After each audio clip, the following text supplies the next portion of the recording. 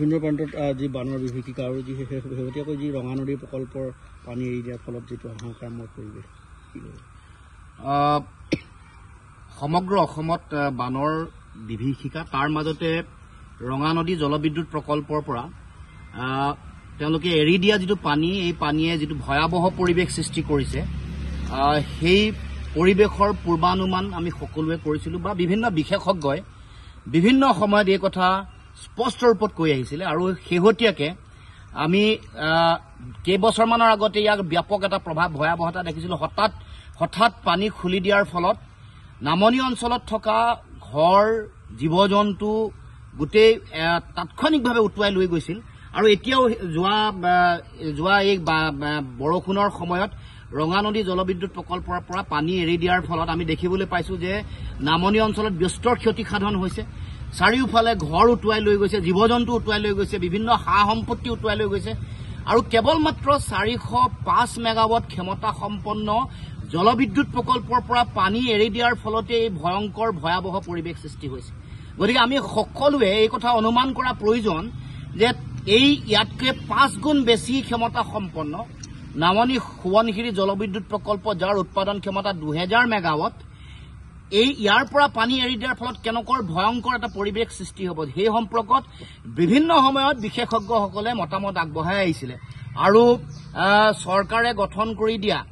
এখন 3জনীয়া কমিটিয়ে তেওঁলোকে এই গোটেই পৰিৱেশ তেওঁলোকে অধ্যয়ন কৰি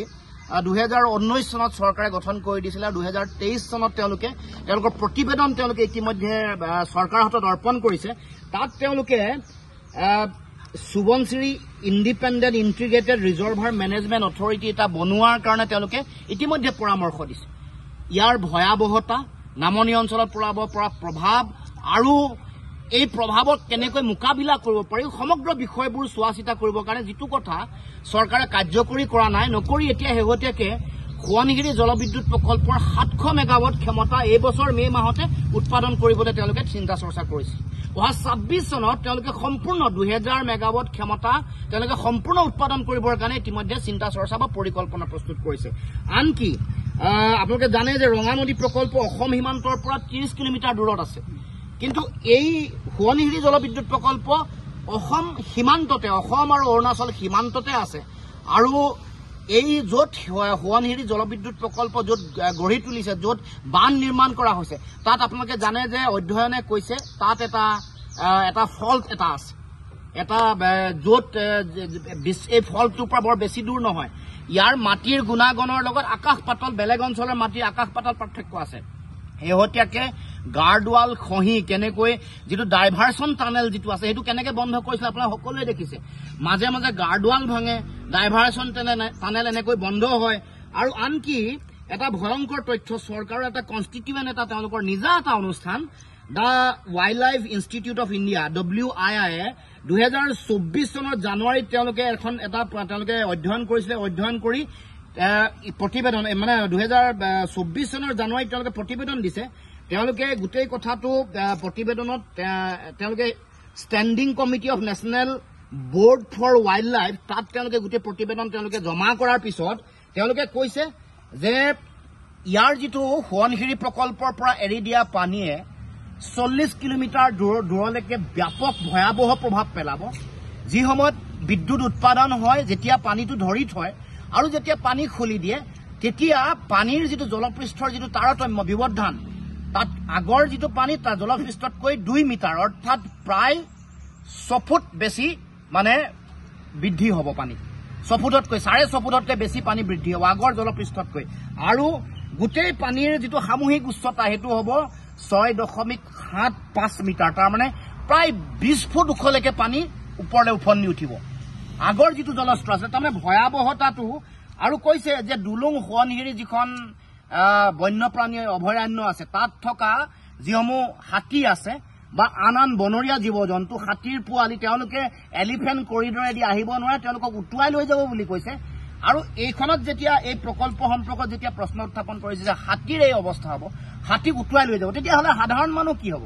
তাৰ নামনি অঞ্চলত বসবাস কৰা সাধাৰণ মানুহৰ জীৱন আৰু সম্পত্তিৰ নিৰাপত্তা কি হ'ব সেই সম্পৰ্কত প্ৰশ্ন কৰোঁতে এই তেওঁলোকৰ চৰকাৰৰ যিখন তেওঁলোকৰ the wild life institute of India তেওঁলোকৰ যিসকল বিশেষজ্ঞ তেওঁলোকৰ যিখন কমিটি তেওঁলোক নিমাত আছে তেওঁলোকে কৈছে আমি যিহেতু বন্যপ্ৰাণী সম্পৰ্কতে অধ্যয়ন কৰিছোঁ গতিকে ইয়াৰ পৰা সহজে অনুমেয় যে হাতীৰ এই অৱস্থা 40 কিলোমিটাৰ দূৰলৈকে এই অৱস্থা